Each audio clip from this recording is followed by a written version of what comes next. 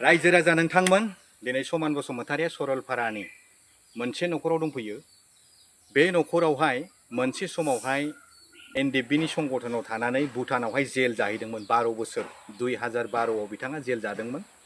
आनिफ्राय 2026आवहाय बिथाङा गदों जेलनिफ्राय। दा आं बे न'खराव दंफैयो। दिनै आं ब्रादारनिफ्राय मिथिना लानि बिथाङा मानि केसावहाय बा मानि जाहोनाव बिथाङा भुटान जेलावहाय जोबजायामोन आरो बिथांखौ सोर बख'नानै दिनै उदां खालामखो। दा बेखौ आं मिथिनानै लानि फैदो।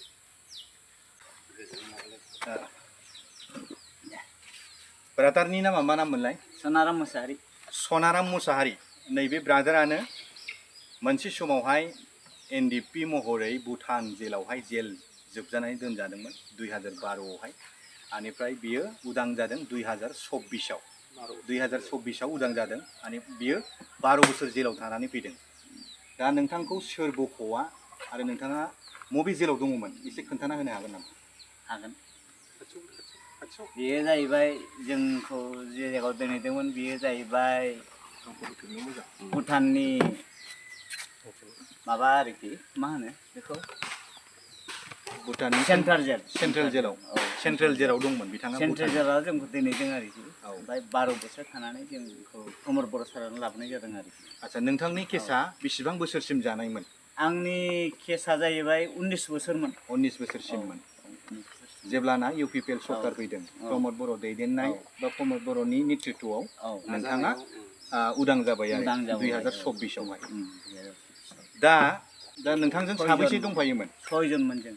नोंथांजों 6 जन दंफायोमोन आरोखि सेन्ट्रेल जेलावहाय। दा माखासेयाबो गबोदों निश्चय। गासिबो गबोजोबदों आरोखि। दा मोनसे खोथा बेनो दुखुनांथाव बाथ्रा, आं बिनि न'खराव फैनानै नायफैदों। न'खरनि अबस्थाया बिराद माने गाज्रि आरो बिराद गाज्रि न'खरनि अबस्थाया। गथ'फ्रा साबसे दं नोंना?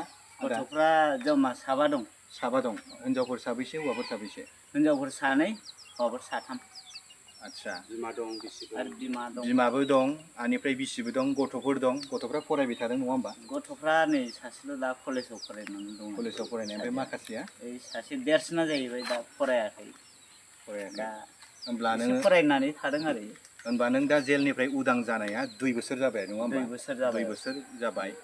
आनिफ्राय दाथ' सरकारा बिपिएफ सरकार फैबाय नङा होमबा?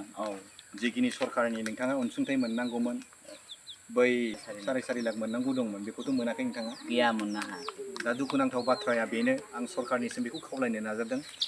बिपिएफ सरकार हाग्रामा महिलारि सारनिसिम बेखौनो खावलायनो नाजादों। बिथाङा मोनसे समाव जोंनि आन्दलनखारिमोन। बिथाङा एनडिएफबि महरै भुटान सेन्ट्रेल जेराव बिथाङा जेल जाहैनांदोंमोन 19 बोसोरनि थाखाय। नाथाय बेखौ प्रमद बर'नि सरकार फैनाय लोगो लोगोनो बेजों जाखिनि जेलाव दंफायोमोन गासिबखौबो बिथांमोनखौ उदां खालामनानै लाबोदों आरोखि नङा होमबा? दा जे बिथांनि न'खराव फैनानै आं नायदों, बिथाङा फेमिलिया एसे गिदिरानो। आनिफ्राय सोलिनो थाखाय एसेथ' प्रब्लेम जायो नङा होमबा? न' बांफ्राव एसेबो माने माबा गैया। गय बागान जिखिनि एसे दङ बेजों एफा एनै सोलियो नङा होमबा? न'खराव जानाय लोंनाय जेबो आबाद माबाफोरथ' गैखाया, माइ थाइ गायनाय जेबो गैया। दा नोंथाङा सरकारनिफ्राय मा लुबैदों? आं सरकारनिफ्रायसो जा मोनथुमनाय दंमोन बे मोनथुमथायखौ बै मोनसुंथाइखौ जेनेबा 4.5 लाख होदोंमोन बेखौ मोनजानो लुबैदों आरो। बेखौ मोनजानो लुबैदों। बेखौ मोनबानो खुसि जागौमोन। मोनसे ना मोनसे खामानि मावनानै जानो हायोमोन। बेफोरखौ मोनखायोमोनब्ला। दा बेखौनो आं खावलायनो सानदों बिपिएफ सरकार एबा हाग्रामा महिलारि सारनिसिम जे मोनथाय मोननांगौ 4.5 लाख थाखा, बेखौ मोनोब्ला बिथाङा मोजां जागौमोन। मानो होनना बुङोबा बेहाय मावनानै जानो थाखाय बा माबा मोनसे बिजनेस फिसाफोर खुलिनानै जानो थाखाय थाखानि गोनांथि जायो। दा प्रमदआथ' बख'बाय, एकर्डजों लोगोसे एनडिएफबिफोरखौ जेसेबांखिनि हायो एसेबांखिनि बिथाङा बख'बाय। दा मावनांगौ खामानिया दा सरकारा सोर दं? ओमफ्राय बिपिएफ सरकार दं नङा होमबा? दा बिपिएफ सरकारा बेफोरखौ नायै नायै बै आसनिफोरखौ नायनानै होनांगौ आरोखि, मावनानै होनांगौ। बेखौसो आं खावलायदों। आच्छा आयं, जोंना ब्रादारा बा नोंनि फिसालाया जे 12 बोसोर भुटान सेन्ट्रेल जेलावहाय दङमोन, अब्ला नोंथाङा मा सानामोन जे बिराद दुखु आरो? आंनि साननाया आजां गाजां दुखुनि बाथ्रामोन।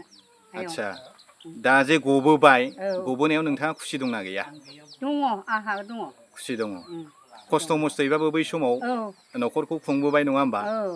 गथ' गथायफोरबो दङमोन उम अनजालि बिसिया बेनो आरो दा गोबाव सम जेलाव थानायावबाबो बिथाङा न'खरखौ लाखिदों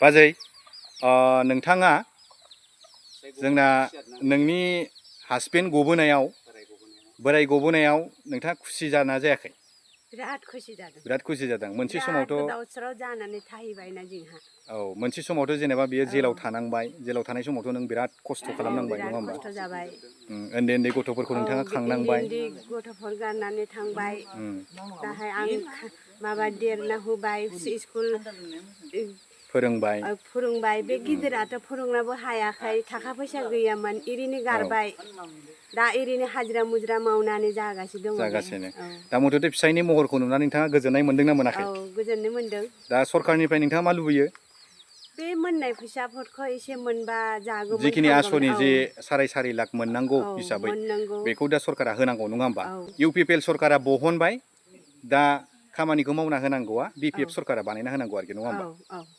एसेनोसै खावलायदों थ' दिनैनि भिडिअआ एसेनोसै रायजोफोर गोजोन्थों